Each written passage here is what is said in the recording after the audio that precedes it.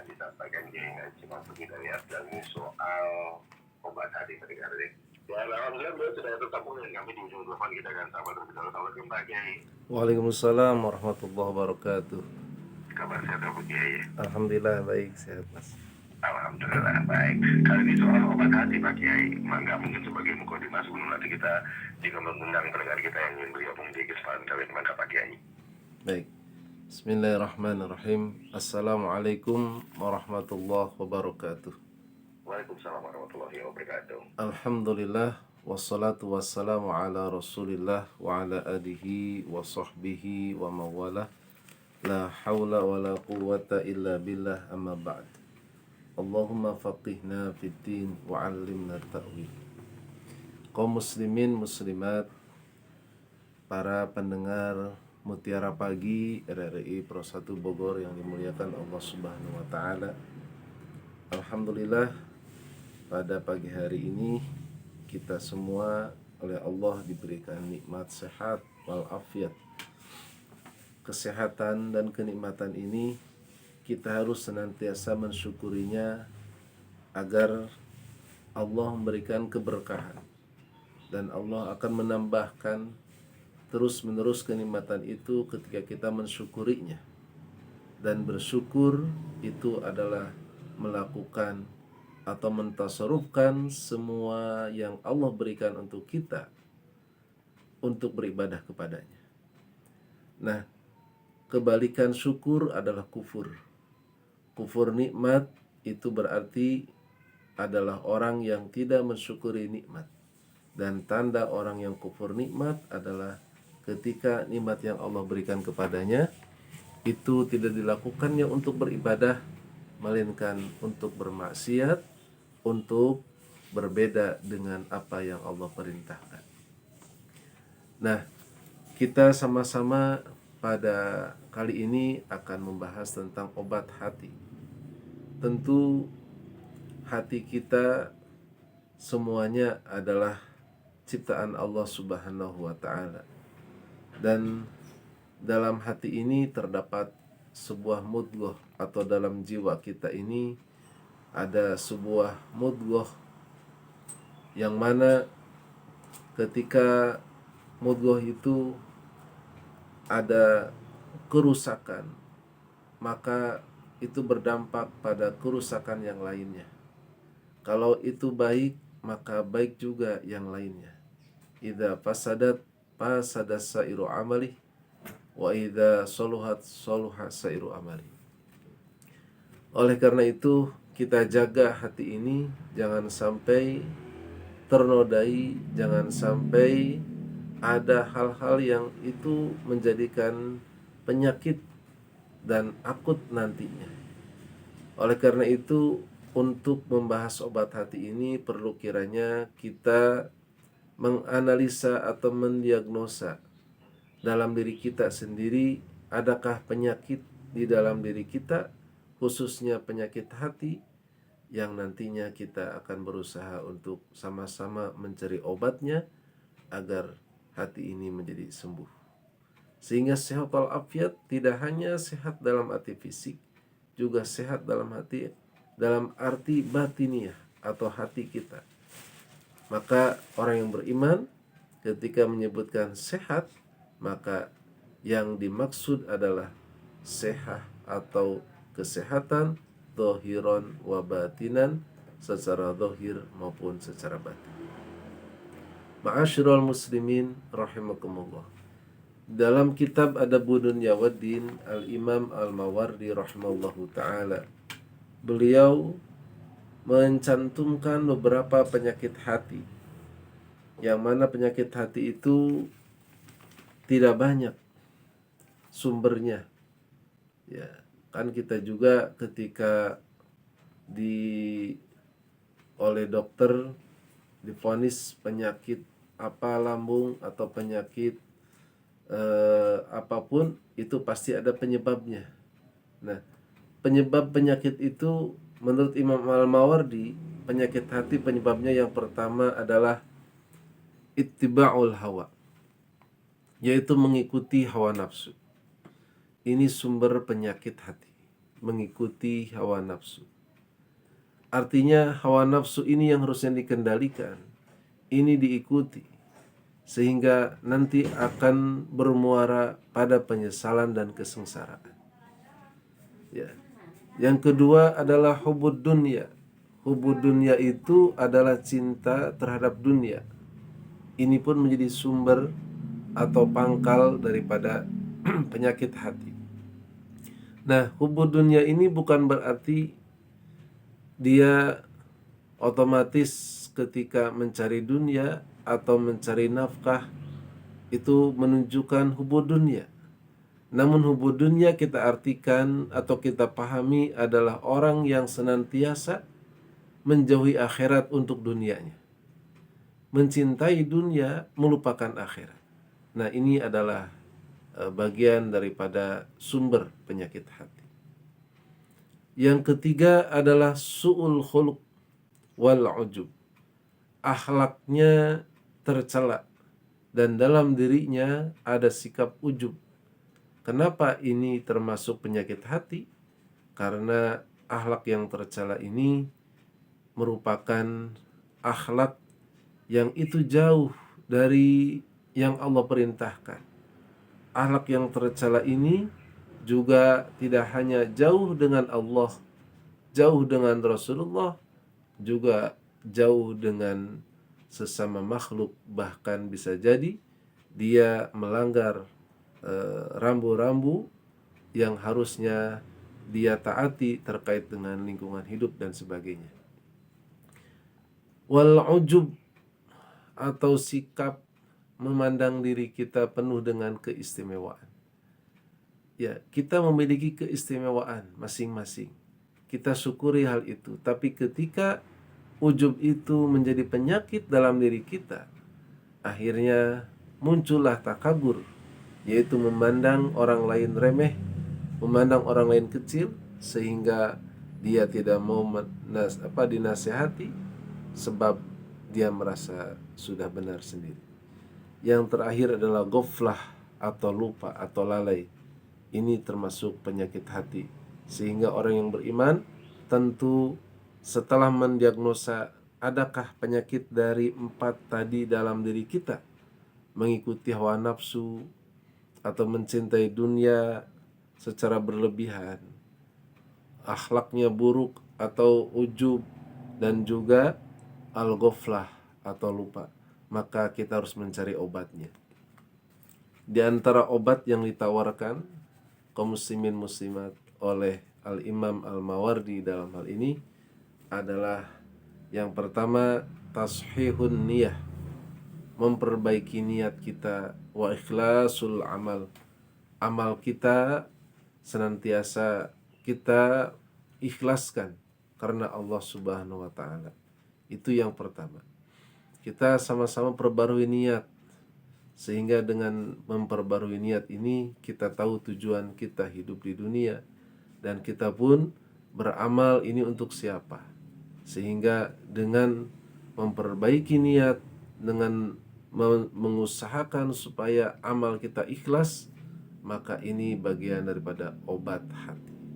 Yang kedua adalah kasratul dzikri wa qiraatil Qur'an.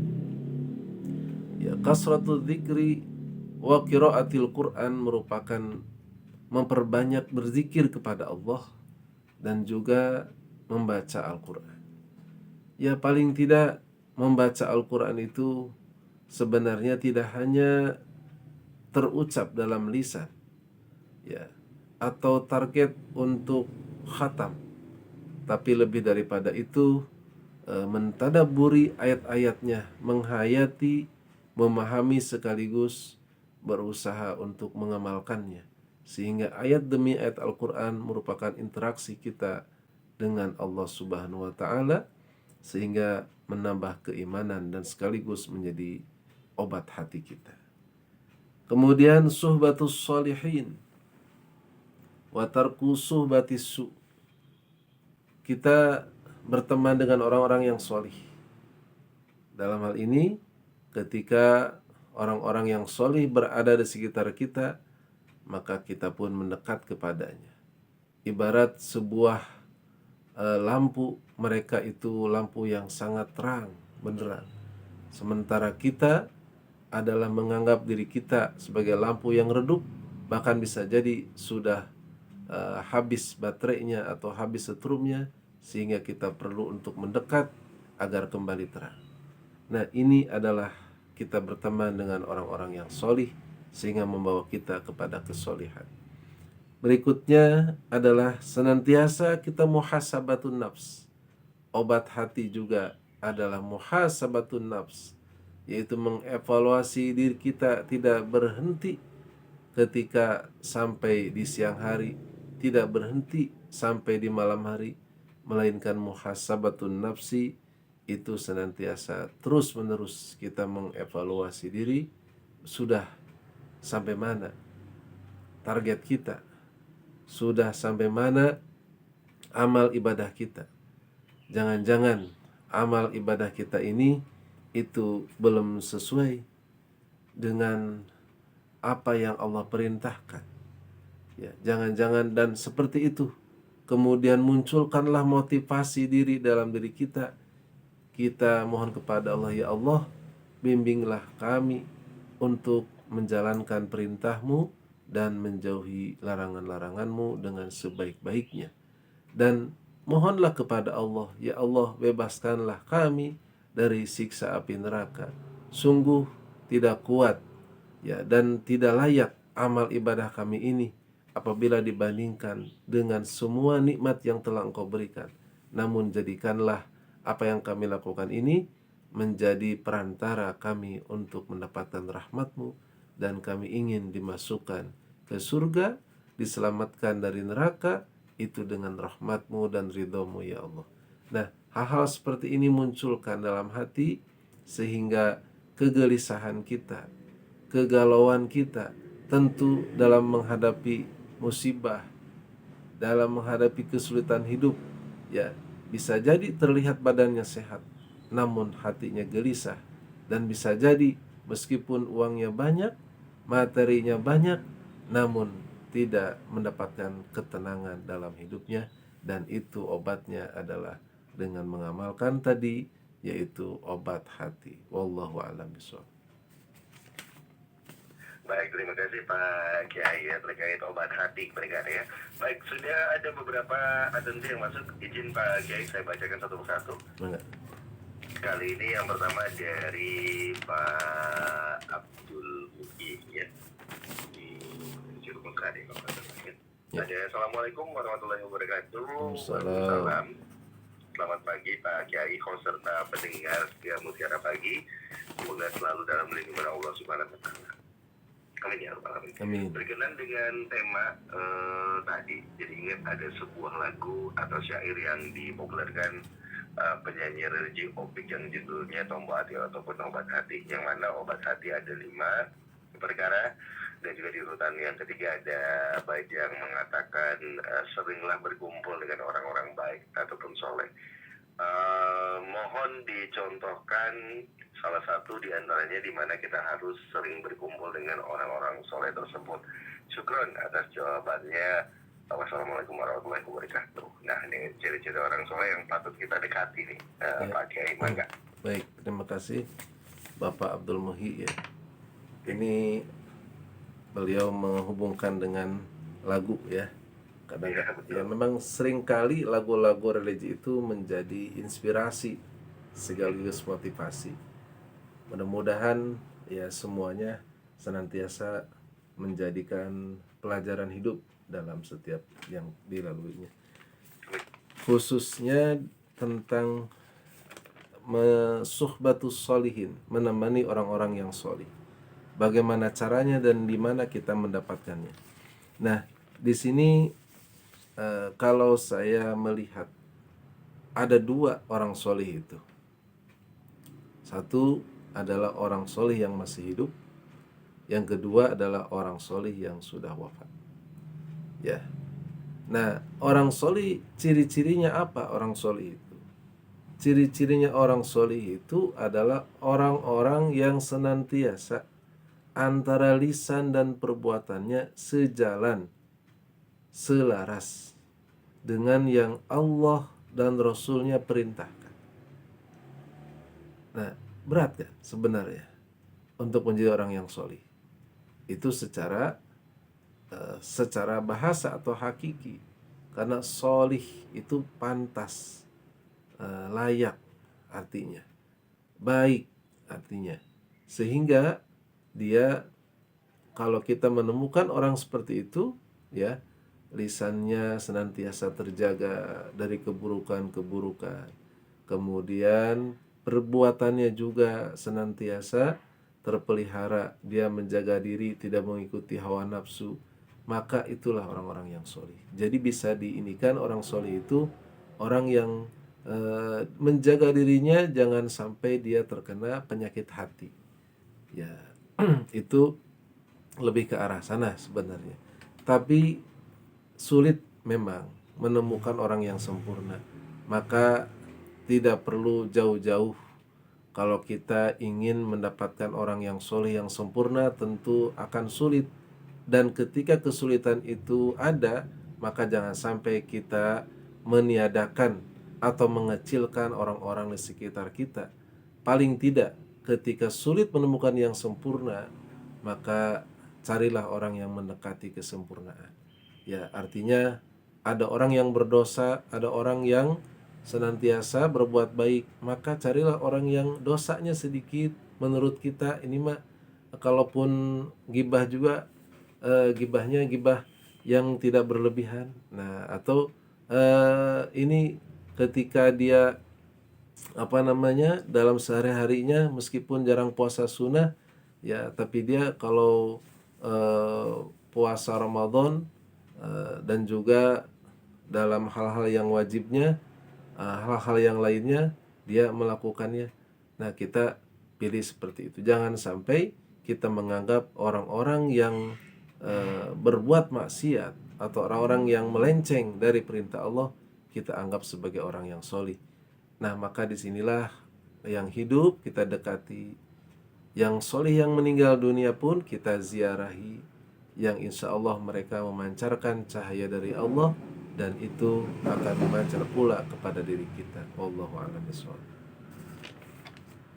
Baik, demikian ya Pak Abdul Muhi ya di Irfan kali ini. Jadi kalau misalnya ada tetangga yang sering ke masjid, ya udah jadi kita tahu ketularan jadi sering ke masjid gitu ya. Iya. Baik, kita ke yang berikutnya ada Pak Aduk ini. Assalamualaikum warahmatullahi wabarakatuh. Waalaikumsalam. Selamat pagi kepada seluruh pendengar setia dari Bersatu Bogor.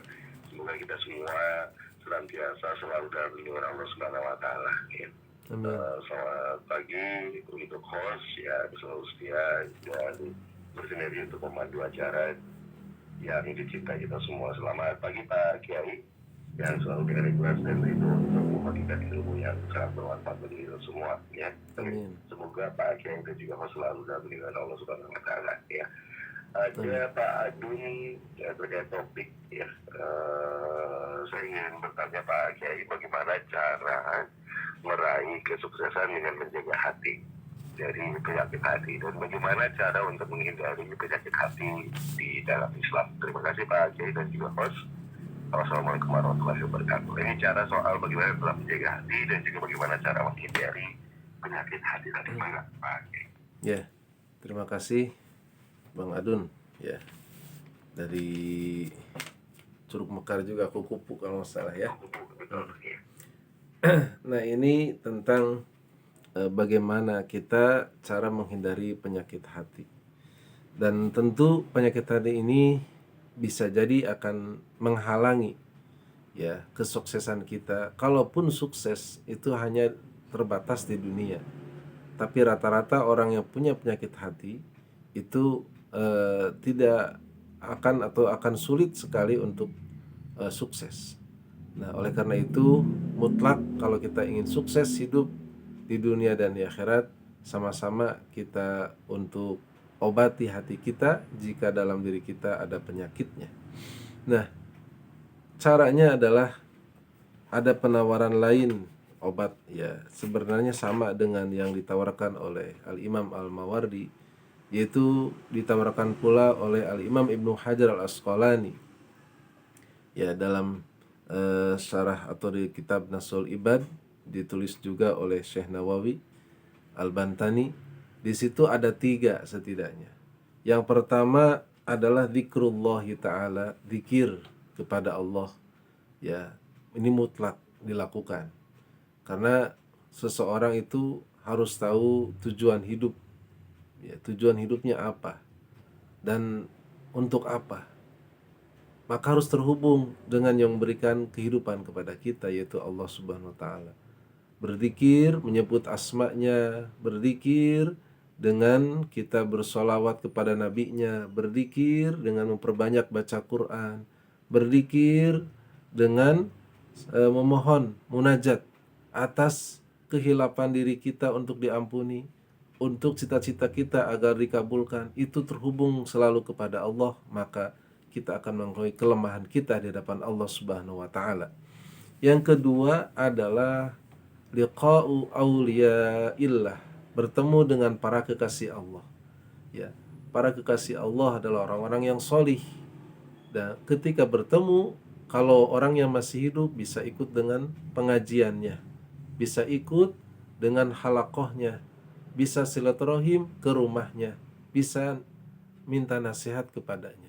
Dan juga kalau sudah meninggal dunia, kita berziarah dan memohon kepada Allah serta mendoakan, ya, berdoa, bersalam dan seterusnya, ya, untuk yang diziarahi.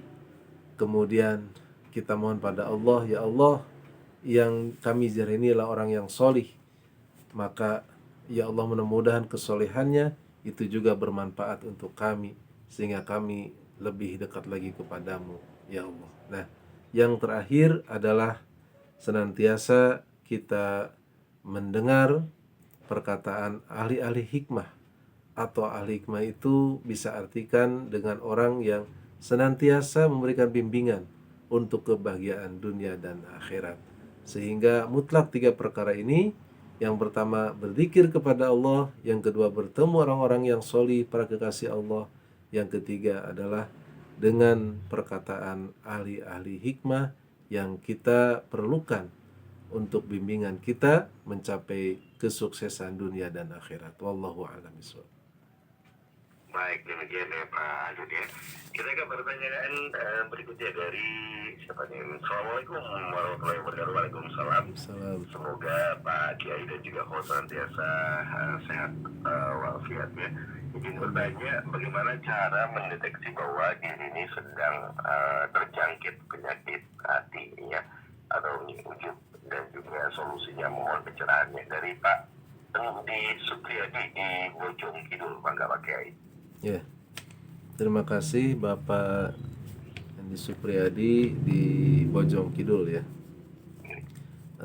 Deteksi itu memang yang paling penting, deteksi dini.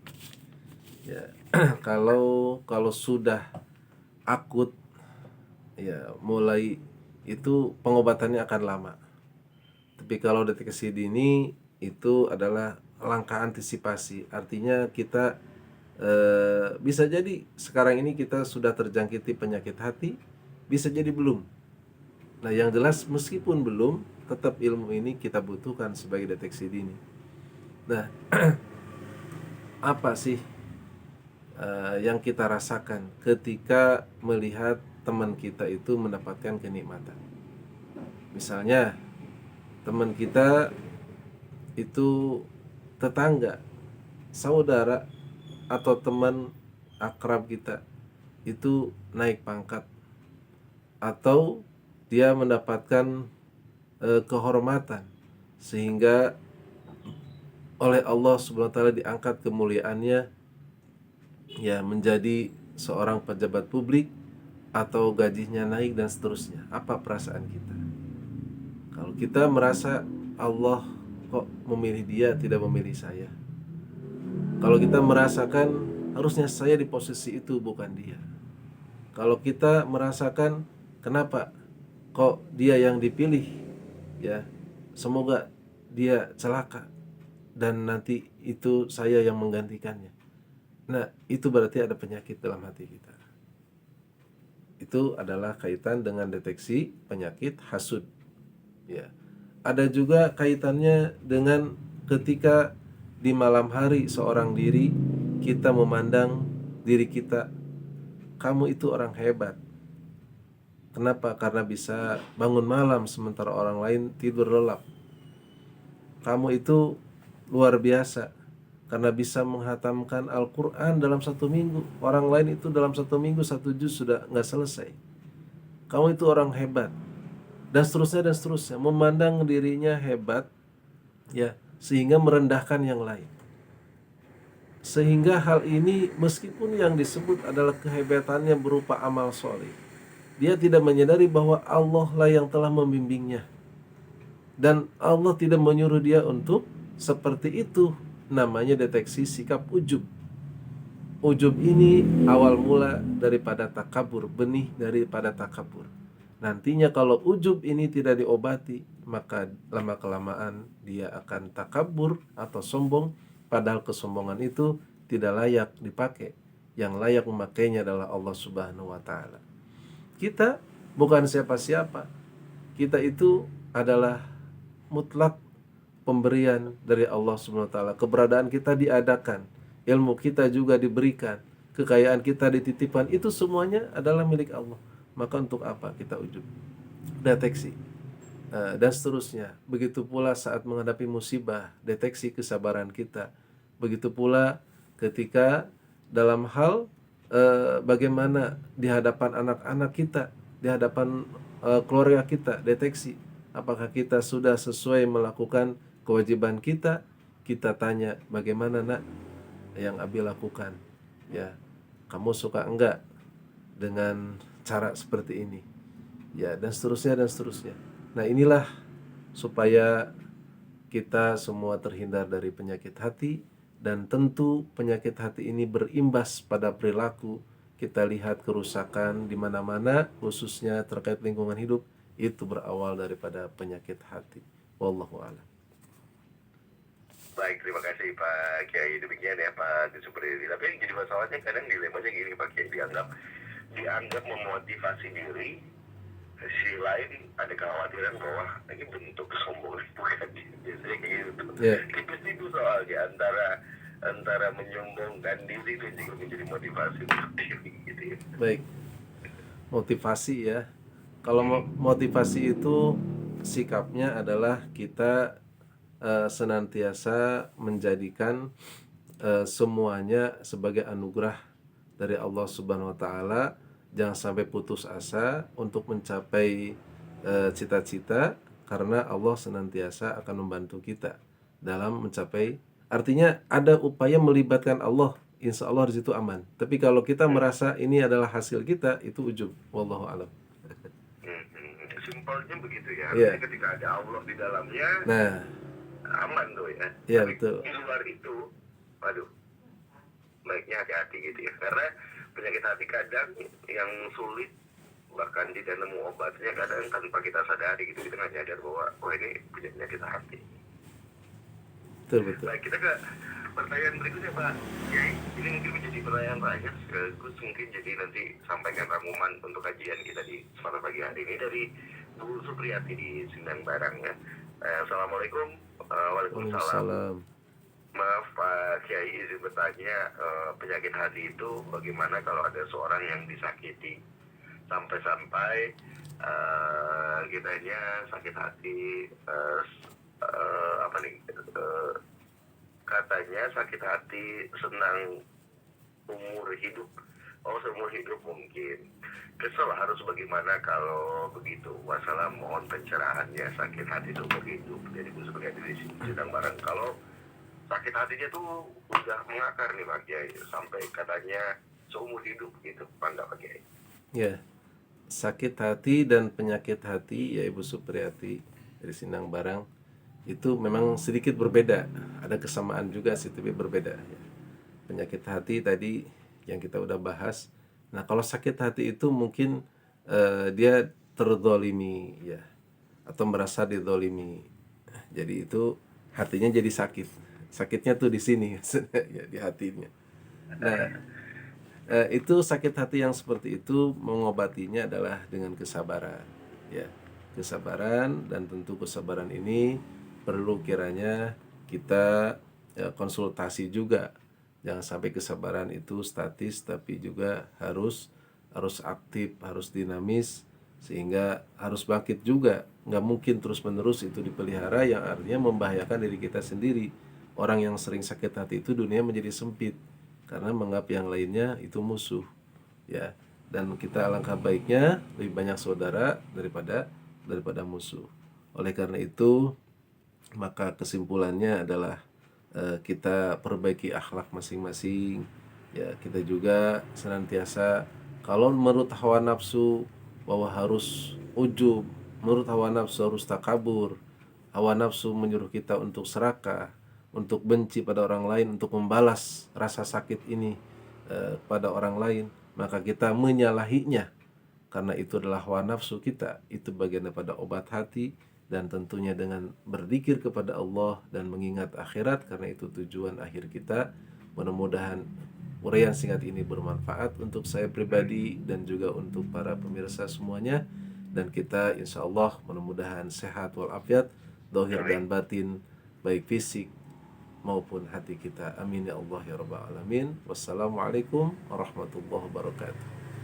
Waalaikumsalam warahmatullahi wabarakatuh. Demikian tadi berikan kajian kita bersama dengan Kiai Haji Mahfud Hidayat di edisi kali ini, sakit obat hati pendengar ya.